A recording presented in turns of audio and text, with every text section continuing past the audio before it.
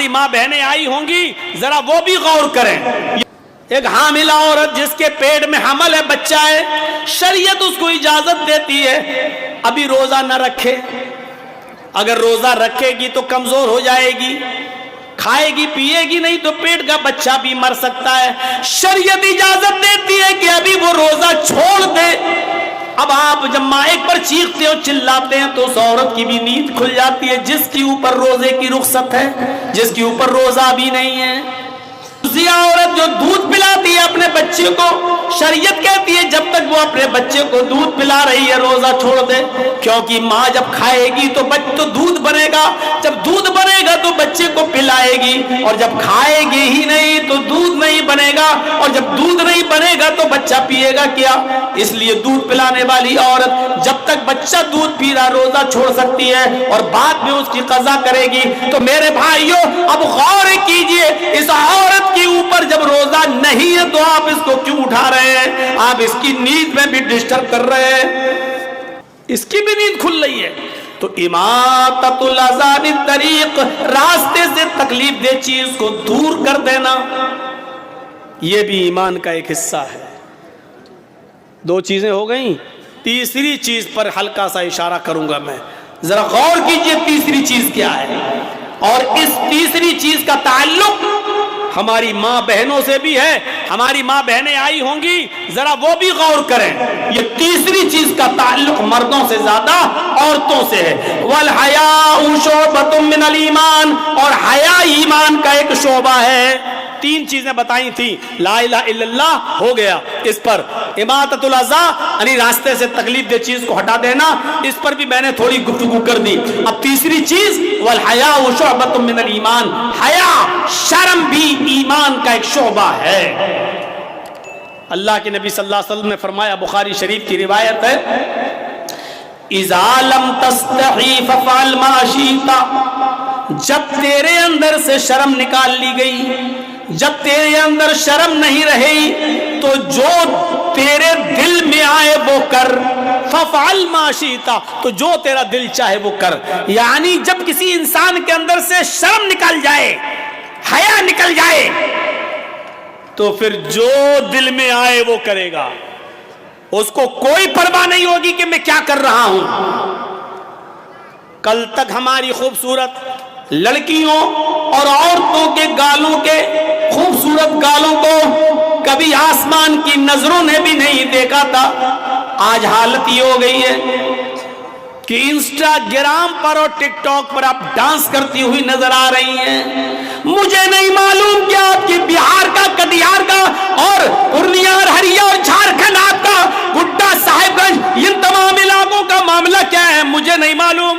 आप गौर करके देखिए कि आपके इंस्टाग्राम पे आपके इलाके की लड़कियां क्या कर रही हैं। हमें इतनी जानकारी नहीं है, हम लखनऊ से ताल्लुक रखते हैं, लखनऊ के बारे में हमें इतना मालूम है कि बड़े बड़े हाजियों, बड़े बड़े नमाजियों और बड़े बड़े मुल्लाओं और बड़े बड़े मौलवियों और बड़े बड़े हाफिजों और बड़े बड़े कारियों की लड़कियां भी इंस्टाग्राम पर अपने सरों से दुपट्टे उतार उतार कर रील बना रही हैं, इंस्टाग्राम पर डांस करती हुई नजर आ रही हैं, नाच रही हैं। उनके कपड़े छोटे हो चुके हैं, शॉर्ट हो चुके हैं, उनके पिंडलियां खुल चुकी हैं, उनके घुटने भी खुल चुके हैं। मेरी प्यारे साथियों गौर करो, जब हाजियों नमाजियों की बेटियां महफूज नहीं रही तो और दूसरों के बारे में क्या बात करें। इज़ा लम तस्तही फफ़अल मा शिता, जब तेरे अंदर से शर्म हया ही निकाल ली गई तो जो तेरे दिल में आए वो कर। जब शर्म हया नहीं रहेगी तो इंसान यही सब करेगा। सोचिए तो सही, वेस्टर्न कल्चर ने हमें कहां पहुंचा दिया, मगरबी तहजीब ने हमें कहां पहुंचा दिया, पश्चिमी सभ्यता ने आज हमें कहां पहुंचा दिया। अब जब लड़की अपने घर में कैद रहने को और अपने घर में मुस्तकिल रहने को अपनी इंसल्ट समझने लगे तो फिर आप अंदाजा लगाओ कि ये हम और आप कहां जा रहे हैं। उससे कहो कि अपने बाप के लिए खाना बनाओ, सवाब है, अपने भाई को खाना खिलाओ तो सवाब है, अपने भाई के कपड़े धुल दो, बहन अगर धुल देगी तो क्या बिगड़ जाएगा। अफसोस ये اگر بہن اپنے بھائی کے لیے گھر میں کھانا بنا دے تو آج کی عقل پرستی کہتی ہے کہ عورت کی ذلت ہے. اگر گھر میں اپنے باپ کے لیے کھانا بنا کر اس کو سرو کر دے تو آج کی دنیا کہتی ہے کہ یہ دیکھو کہ عورت کو گھر کے چار دیواری میں قید کر کے رکھ دیا. اور وہی ہماری بہن، وہی ہماری بیٹی کسی کلب میں جا کر شراب کی بوتل اور بیئر کی بوتلیں کسٹمروں کے سامنے اور ناچ و گانا دیکھنے آنے والے لوگوں کے سامنے سرو کر دے تو یہ ترقی؟ سوچئے تو، دماغ لگائیے. ہماری بہن اگر ہمارے لیے ہمارے گھر میں کپڑا دھل دے تو یہ دقیانوسی. اور ہوٹلوں میں جا کر کام کرے اور مسافروں کے لیے کپڑا دھلے، چادر دھلے اور اس کو بیڈ بستر پہ بچھائے تو یہ ترقی یافتہ. ہماری بہن اور ہماری بیٹی اگر کھانا لا کر ہمیں سرو کر دے تو دقیانوسی. لیکن پلین کے اندر، فلائٹ کے اندر جائی اور پلین کے اندر وہی اسکرٹ پہن کر اگر ہماری وہی بہن اور ہماری بیٹی پیسنجرز کے سامنے کھانا سرو کر دے، ان کے سامنے بریک فاسٹ سرو کر دے تو ترقی یافتہ. اس عقل نے ہمیں کہاں کا چھوڑا ہے؟ اپنے بھائی، اپنے باپ کے لیے، اپنی ماں کے لیے، اپنی بہن کے لیے کھانا سرو کرنا تو دقیانوسی ہو گیا. اور باہر والوں کے لیے کھلانا پلانا ترقی یافتہ ہونے، لڑکی کی ترقی یافتہ ہونے کی نشانی ہو گئی. فرمایا اذا لم تستحی فافعل ما شئت، جب تمہارے اندر شرم و حیا نہیں رہے گی تو جو تیرا دل چاہے گا وہ کرے گا. ہماری بہنوں اور بیٹیوں سے جب شرم و حیا نکال لی گئی تو یہی سوچ آ گئی.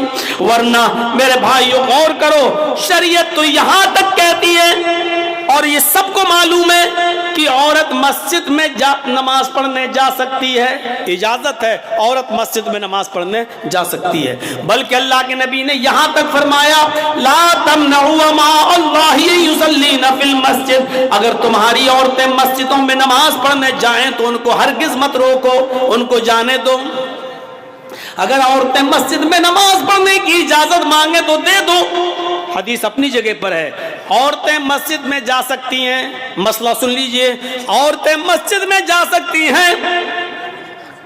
دوسری بات ذہن میں رکھیے، اگر کوئی عورت آپ سے، آپ کی بیوی، آپ کی بہن بیٹی اگر مسجد میں نماز پڑھنے کی اجازت مانگے تو آپ اس کو روکو مت، مسجد میں نماز پڑھنے کی اجازت دے دو، اپنی جگہ پر صحیح. لیکن ان تمام چیزوں کے باوجود شریعت کیا کہتی ہے؟ اللہ کے نبی کا ایک حدیث اور موجود ہے، اس کے باوجود آپ نے فرمایا عورت کی اپنے گھر میں نماز پڑھنا مسجد میں نماز پڑھنے سے زیادہ بہتر ہے. عورت مسجد میں نماز پڑھنے جا سکتی ہے، عورت مسجد میں نماز پڑھنے جائے تو اس کو بالکل مت روکو، اس کو روکنے کا ادھیکار مردوں کو نہیں ہے. لیکن اس کے باوجود عورت سے یہ کہا جا رہا ہے اے عورت، تو اگر اپنے گھر میں نماز پڑھتی ہے تو یہ تیرے لیے زیادہ بہتر ہے، کیونکہ تو مسجد میں آنے والے مردوں سے دور رہے گی. تو مردوں سے جتنا دور رہے گی اتنا تیرے لیے بہتر ہے. عورت کی اپنے گھر میں نماز مسجد کی نماز سے بہتر ہے. اس کے بعد فرمایا عورت کا اپنے برآمدے میں نماز پڑھنا، عورت کا اپنی گیلری میں، اپنے برآمدے میں نماز پڑھنا گھر کے صحن میں نماز پڑھنے سے افضل ہے. گھر کے صحن میں تو کوئی نہ کوئی آتا رہتا ہے، اس لیے برآمدے میں نماز پڑھے گی تو اور زیادہ افضل ہے. اور اس ٹکڑے پر غور کیجئے گا، اس ٹکڑے پر غور کیجئے گا، عورت کا اپنے کمرے میں، اپنی کوٹھری میں جس میں وہ اپنے شوہر کے ساتھ رہتی ہے اور رات میں وہ کمرہ بند کر لیا جاتا ہے، یعنی جس کمرے میں وہ اپنے ہسبینڈ کے ساتھ رہتی ہے اس کوٹھری میں، اس کمرے میں نماز پڑھنا گھر کے برآمدے میں نماز پڑھنے سے افضل ہے. یعنی وہ عورت جو اپنے کمرے میں، گھر کے اندر، کوٹھری میں اندر نماز پڑھے گی وہ اور زیادہ افضل ہے. क्योंकि वो मर्दों से उतना ही ज्यादा दूर रहेगी। घर में भी तो लोग आते जाते रहते हैं, कभी चचा का लड़का, कभी खाला का लड़का, कभी फूफा का लड़का, कभी मौसा, ये सब आते जाते रहते हैं। और पर्दा तो इनसे भी है ना। एक लड़की को अपने खाला के लड़के से भी पर्दा है, अपने चचा के लड़के से भी पर्दा है, अपने मामू के लड़के से भी पर्दा है, तो पर्दा तो इनसे भी है। और ये लोग तो घरों में आते जाते रहते हैं जैसे कोई मामूली बात हो। तो औरत का अपने कमरे में, अपने कोठे में, अपने बेडरूम वाले कमरे में नमाज पढ़ना बाहर आंगन में और बरामदे में नमाज पढ़ने से अफजल है। ये बताया है, ये औरत की शर्म हया होती है। अल्लाह के रसूल सल्लल्लाहु अलैहि वसल्लम ने औरत को इतना ज्यादा मर्दों से दूर रहने का हुक्म दिया है। करते हैं आज हम लोग। इससे अंदाजा लगाइए शर्म हया का, औरत की शर्म हया का क्या माना हुआ, इससे आप अंदाजा लगाइए। हाँ, इसके बावजूद अगर कोई औरतें मस्जिद में आना चाहें पर्दे के साथ तो आ सकती हैं, कोई बात नहीं। लेकिन एक और नुक्ता देखिए, अगर तुम मस्जिद में जा भी रही हो तो जाओ, नमाज पढ़ने के लिए इजाजत है, लेकिन उस वक्त भी तुम्हारे लिए एक हुक्म है। अल्लाह के नबी के जमाने में औरतें मस्जिद में आया करती थी। हर औरत चाहती थी कि मैं मोहम्मद रसूलुल्लाह के पीछे नमाज पढ़ूं। नबी के पीछे नमाज पढ़ने का मकाम और मर्तबा ही कुछ अलग है। तो हर औरत चाहती थी कि मैं नबी के पीछे नमाज पढ़ूं, और वो जाया भी करती थी और नबी के पीछे नमाज भी पढ़ती थी। उस मौके पर अल्लाह के नबी सल्लल्लाहु अलैहि वसल्लम ने पहली सब की फजीलत बताई। मर्दों को खुतबा देते हुए पहले सब की फजीलत बताई। आपने फरमाया लोगों, नमाज की पाबंदी करो, कोशिश करो पहले सफ में नमाज पढ़ने की। तो मैं नहीं मालूम पहले सफ में नमाज पढ़ने का सवाब कितना है। आपने फरमाया अगर लोगों को यह पता चल जाए कि अगली सफ में, सबसे अगली सफ में नमाज पढ़ने का सवाब कितना ज्यादा है, तो लोग लड़ने लगेंगे अगली सफ में आने के लिए, झगड़ा करने लगेंगे आगे वाली सफ में नमाज पढ़ने के लिए। यहां तक कि कुरानदाजी की नौबत आ जाएगी, यहां तक कि कुरानदाजी की नौबत आ जाएगी। पर्चियां उठाने लगेंगी और नाम पढ़ा जाने लगेगा। नाम है, किसका नाम आया उसको आगे कर दिया जाए, किसका नाम आया उसको आगे कर दिया जाए। लिहाजा कुरानदाजी की नौबत आ जाएगी। इतना ज्यादा सवाब है अगली सफ में नमाज पढ़ने का कि अगर लोगों को बता दिया जाए कि इसका सवाब कितना है तो लोग लड़ने और झगड़ने लगेंगे अगली सफ के लिए। अब अंदाजा लगाइए कितना सवाब है। खैरु सुफूफिर रिजाली अव्वलुहा व शर्रुहा आखिरुहा। मर्दों के लिए सबसे बेहतर है कि वो अगली सफ में नमाज पढ़े। सवाब के एतबार से मर्दों की अगली सफ सबसे बेहतर है, और सबसे बुरी सफ है सबसे पीछे वाली। सबसे लास्ट में आया, सबसे पीछे उसको जगह मिली, सबसे पीछे नमाज पढ़ रहा है। अल्लाहु अकबर। मर्द की सबसे पिछली सफ सबसे बुरी सफ है सवाब के एतबार से। सवाब की कमियों बेशी के एतबार से सबसे बेकार सफ कौन सी है? सबसे पिछली सफ। अगली सफ का सवाब देख लिया, लेकिन औरतों के बारे में क्या फरमाया? आए मस्तूरात सुनो, अगर रात के 3:15 बजे तक भी तुम यहां मौजूद हो और नीमों के इस जलसे में बैठकर सुन रही हो तो सुनो, अल्लाह के नबी जनाबे मोहम्मद रसूलुल्लाह ने फरमाया खैरु सुफूफिन निसाई आखिरुहा व शर्रुहा बलुहा। औरतों की पिछली सफ सबसे पीछे वाली सफ सबसे अफजल सफ है, सबसे बेहतर सफ है सवाब के एतबार से, और सबसे बुरी सफ है आगे वाली सफ। जर्जी साहब नमाज पढ़ा रहे हैं, अल्लाहु अकबर। मेरे पीछे मर्दों की 5 सफ़ें लगी हुई हैं, 5 सफ़ें मर्दों की। उसके बाद पर्दा पड़ा हुआ है और पर्दे के पीछे औरतों की 5 सफ़ें लगी हुई हैं। 5 मर्दों की हैं, 5 औरतों की है, बीच में पर्दा पड़ा हुआ है। تو جرجیس صاحب کے پیچھے جو مردوں کی اگلی صف ہے وہ ثواب کے اعتبار سے سب سے بہتر ہے، اور جو سب سے پانچویں صف، جو سب سے پچھلی صف ہے، وہ سب سے بیکار صف ہے ثواب کے اعتبار سے مردوں کی۔ لیکن اس کے بعد پردہ پڑا ہے، اور پردے کے بعد 5 صفیں عورتوں کی لگی ہوئی ہے۔ ان 5 صفوں میں سب سے پیچھے والی جو صف ہے عورتوں کی، وہ سب سے افضل صف ہے۔ سب سے زیادہ ثواب عورت کو تب ملے گا جب وہ سب سے پیچھے والی صف میں نماز پڑھے گی، اور ثواب سب سے کم اس وقت ملے گا جب وہ آگے والی صف میں، یعنی عورتوں کی آگے والی صف بھی سب سے بری صف ہے ثواب کے اعتبار سے۔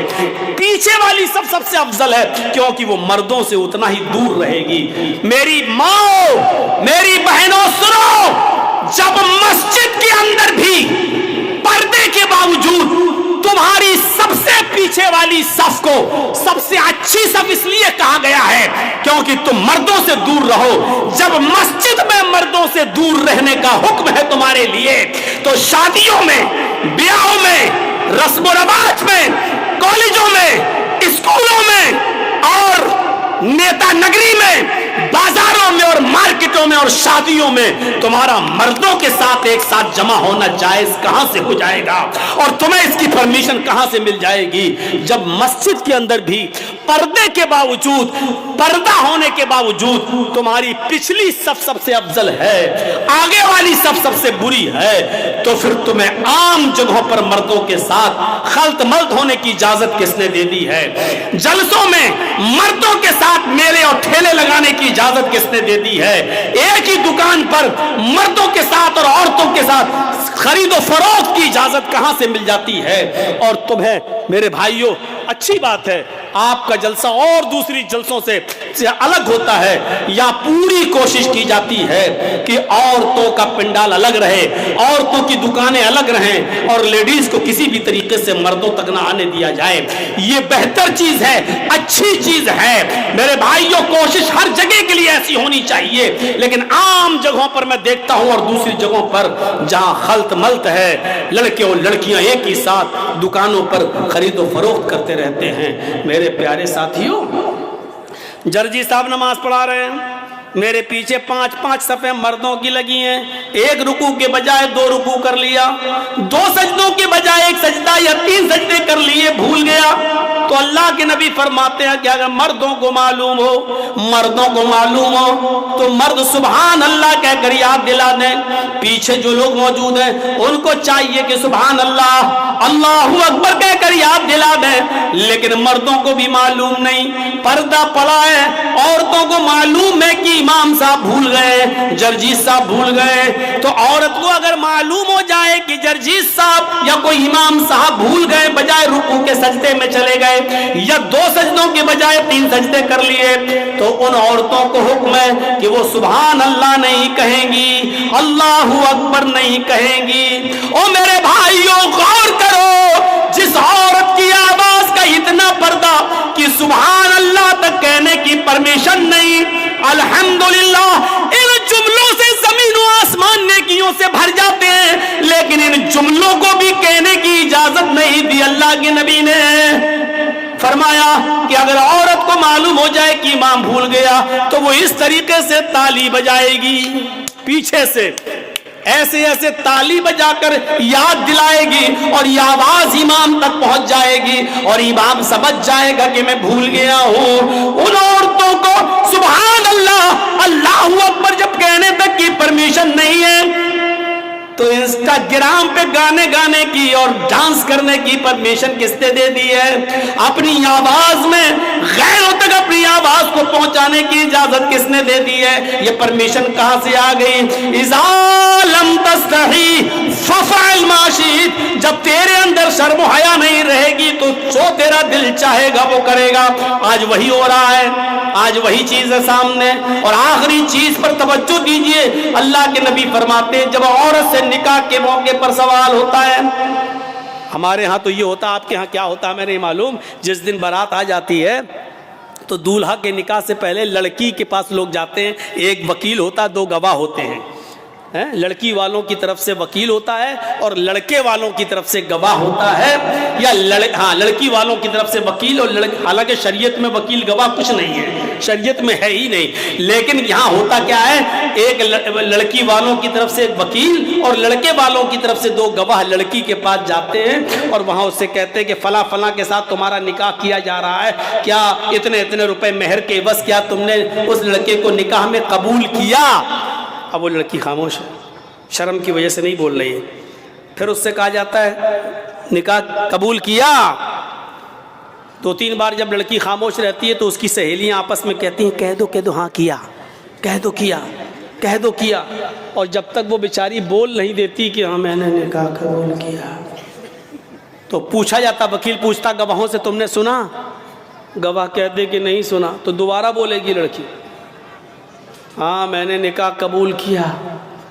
جب وہ زور سے بول دے گی تب گواہ کہیں گے ہاں میں نے سن لیا, تب لڑکے کا نکاح ہوگا. اور یہ گواہ کہیں گے ہاں میں نے سنا ہے لڑکی نے قبول کیا. کیا جہالت اور بربریت ہے. یہ وکیل بھی جاہل, گواہ بھی جاہل. ارے تمہیں کس نے کہا تھا کہ تم اس کے پاس جاؤ؟ ارے جب لڑکی کو شادی والے دن لڑکے کی طرف سے آئے ہوئے کپڑے جب لڑکی نے خوشی خوشی پہن لیے, سمجھ لو کہ وہ راضی ہے, سمجھ لو کہ یہ اس کی اجازت ہے. اور پھر بھی تم پوچھتے ہو تو ایک بار پوچھو فلاں لڑکے کے ساتھ تمہارا نکاح کیا جا رہا ہے, کیا تمہیں قبول ہے؟ وہ نہیں بول رہی ہے, خاموش ہے. اب دوبارہ مت کہو اس سے, کیونکہ اللہ کے نبی نے کہہ دیا اذنھا سماعتھا, اس کی خاموشی ہی اس کی اجازت ہے. مت کہلواؤ اس سے بار بار. جب وہ خاموش ہو گئی وہی اس کی اجازت ہے. جب خاموشی اجازت ہے تو زبردستی کیوں کہلوا رہا ہے؟ عقل کے اندھے کیوں کہلوا رہا ہے؟ قبول کیا, زور سے بولو, کیا سنا نہیں, بولو ابھی انہوں نے نہیں سنا, زبردستی تم کہلوا رہے ہو.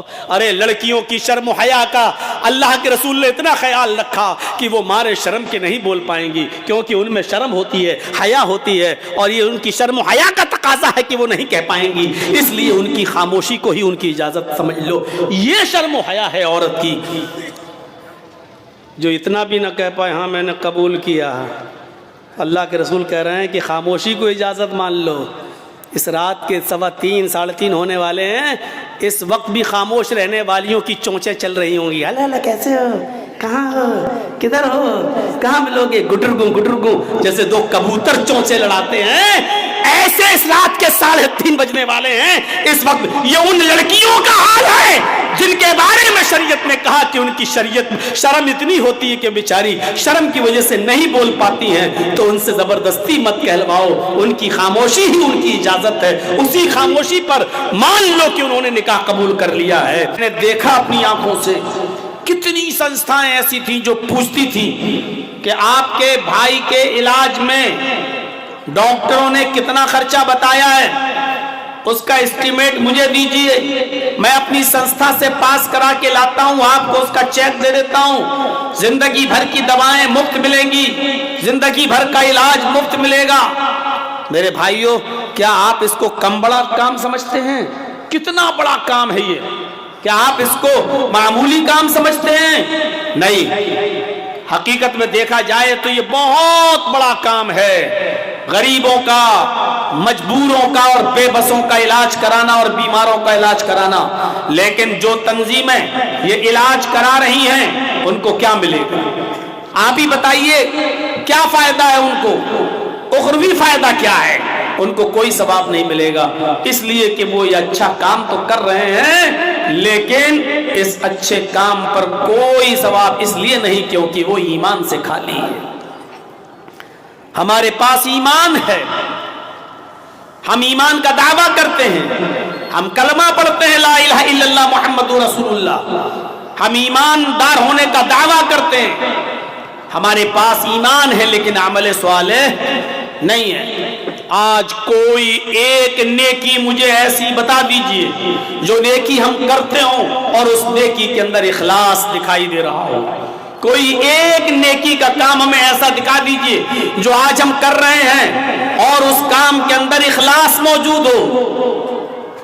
آج ہم جمعے کے دن مسجد میں نماز پڑھنے آ رہے ہیں تو یہ سوچ کر آ رہے ہیں کہ گاؤں والے یا محلے والے یہ نہ کہیں کہ دیکھو وہ کتنا بڑا کمینہ انسان ہے, جمعے تک کی نماز نہیں پڑھتا.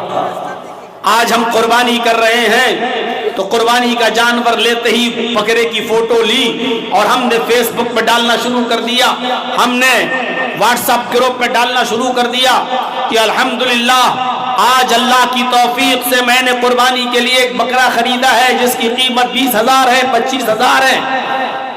میرے بھائیوں, جب آپ نے خریدا تھا تو کیا ضرورت تھی اس بکرے کی نمائش کرنے کی؟ کیا ضرورت تھی اس قربانی کے جانور کی قیمت کو بتانے کی؟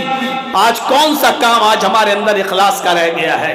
آج ہم چند لوگوں کو اپنے گھروں میں بلا کر روزہ افطار کرا لیتے ہیں تو افطار کا فوٹو کھینچیں گے, ان لوگوں کا فوٹو کھینچیں گے, بلکہ ان لوگوں کو کیا کھلایا جا رہا ہے, کیا پلایا جا رہا ہے, پانی کی بوتل تک کا فوٹو ہمارے موبائل میں کیپچر ہو جاتا ہے اور پھر اس کو ہم فیس بک میں اور پھر ہم اس کو ڈالتے ہیں واٹس ایپ گروپ میں اور بتاتے ہیں کہ آج ہم نے 50 لوگوں کو روزہ افطار کرایا ہے, آج ہم نے اتنے لوگوں کو روزہ افطار کرایا ہے, آج ہم نے افطار کے اندر یہ چیزیں آج ہم نے روزے دار لوگوں کو کھلائی ہیں. آج مجھے بتاؤ کون سا ایسا عمل ہے جس کے اندر اخلاص باقی رہ گیا ہے؟ اگر ہمیں اللہ نے عمرے کی توفیق دی, ہم عمرہ کرنے گئے اور خانہ کعبہ کے سامنے کھڑے ہو کر ہم سیلفی کھینچ رہے ہیں, فوٹو کھینچ رہے ہیں, اور فوٹو کھینچنے کے بعد سیلفی لینے کے بعد اس کو ہم واٹس ایپ گروپ, فیس بک, سوشل میڈیا پر ہم اس کو ظاہر کر رہے ہیں اور ڈال رہے ہیں اور دکھلا رہے ہیں کہ دیکھو آج ہم خانہ کعبہ تک پہنچ گئے, اللہ نے مجھے عمرے کی توفیق دی ہے, ہم اس کی نمائش کر رہے ہیں. آج ہمارے پاس ایمان ہے لیکن عمل صالح نہیں. ایمان بھی ضروری ہے اور عمل صالح بھی ضروری ہے. کبھی یاد کیجئے ہماری اس تقریر کو, شاید میں نے کبھی کوئی ایگزامپل دی ہو, کبھی ہم نے آپ کو کوئی مثال دی ہو. ایمان اور عمل صالح ہماری زندگی کے لیے دونوں ایسے ہی ضروری ہیں جیسے موبائل کے لیے سم اور سم کارڈ کے لیے موبائل, دونوں ایک دوسرے کے بغیر ادھورے ہیں. ایسے ایمان کے بغیر عمل صالح اور عمل صالح کے بغیر ایمان انکمپلیٹ ہے, ادھورا ہے, ناقص ہے, کوئی فائدہ نہیں. آپ قیمتی سے قیمتی موبائل لے لیجئے, بہت اچھا سے اچھا موبائل لے لیجئے, آئی فون لے لیجئے, آپ زیڈ فولڈ 6 لے لیجئے, مہنگے سے مہنگا موبائل لے لیجئے, 1.5 لاکھ کا 2 لاکھ کا موبائل بھی خرید لیجئے, اور جس دن دکان سے اس موبائل کو خرید کے لائیں گے اسی دن اس موبائل کو کان میں لگا کر کہیے ہیلو ہیلو, آپ کی آواز وہیں دب جائے گی, آپ کی آواز نہیں جائے گی. کیوں؟ آپ کہیں صاحب ہم تو 1 لاکھ کا موبائل لائے ہیں, 1.5 لاکھ کا اتنا قیمتی موبائل, لیکن یہ تو دلی اور بمبئی بات نہیں ہو پا رہی ہے, سعودی اور کویت اور دبئی میں بات نہیں ہو پا رہی ہے. ارے پھر اتنا مہنگا موبائل خریدنے کی ضرورت کیا تھی مجھے؟ آپ چیختے رہیے لیکن آپ کی آواز نہیں جائے گی. کیوں؟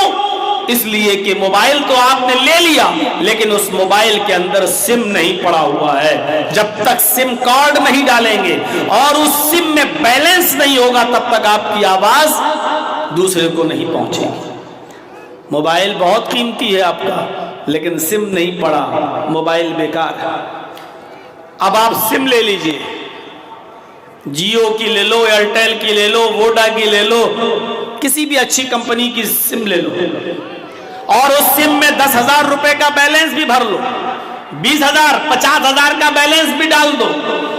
اب اس سم کو کان میں لگا کے کہو ہیلو ہیلو, ارے بھائی آپ کو میری آواز آ رہی؟ ارے میں گڈا سے بول رہا ہوں, ارے بھائی میں للمڈیا سے بول رہا ہوں, آپ کی آواز کہیں نہیں جائے گی. سم میں آپ کے 50,000 روپے کا بیلنس ہے لیکن آواز نہیں جائے گی. کیوں؟ کیونکہ آپ کے پاس سم تو ہے لیکن موبائل نہیں ہے, اور سم بغیر موبائل کے کام نہیں کرتا ہے. تو آپ کو کیا کرنا ہوگا؟ سم کے اندر موبائل کارڈ ڈالنا پڑے گا یا موبائل کے اندر سم کارڈ सिम मोबाइल में सिम कार्ड को डालना पड़ेगा। जब मोबाइल और सिम कार्ड दोनों मिल जाएंगे, उसके बाद में आप जिस जगह चाहेंगे गुफ्तगू करेंगे, जिस जगह चाहेंगे बात करेंगे। अब आपकी बात होगी। यही हाल है ईमान का और यही हाल है अमले स्वाले का। आपके पास ईमान है, अमले स्वाले नहीं, तो ये ईमान किसी काम का नहीं। आपके पास अमले स्वाले है लेकिन ईमान नहीं, ऐसा अमले स्वाले भी किसी काम का नहीं। इसलिए फरमाया इल्लल्लज़ीना आमनू वअमिलुस्सालिहाति फलहुम अज्रुन गैरु ममनून। जो ईमान लाए और जिन्होंने नेक अमल किए, जो ईमान लाए और जिन्होंने अमले स्वाले किए, जो ईमान लाए और जिन्होंने अच्छे काम किए, फलहुम अज्रुन गैरु ममनून, उनके लिए ऐसा अज्र है जो कभी खत्म नहीं होगा, उनके लिए ऐसा इनाम है जो कभी खत्म नहीं होगा। ए भाई क्या कर रहे हैं इधर? सही से बैठा दीजिए उनको, बहुत देर से। अच्छा तो ठीक है, तो निकाल दीजिए। तो वो किसी काम का नहीं है। इल्लल्लज़ीना आमनू वअमिलुस्सालिहात, जो ईमान लाए और जिन्होंने अमले स्वाले किए, उनके लिए ऐसा अज्र है जो कभी खत्म नहीं होगा, उनके लिए ऐसा अज्र है जो कभी भी खत्म नहीं, यानी ना खत्म होने वाला अज्र, ना खत्म होने वाला इनाम, ना खत्म होने वाला अज्र है अल्लाह तबारक व तआला के यहाँ।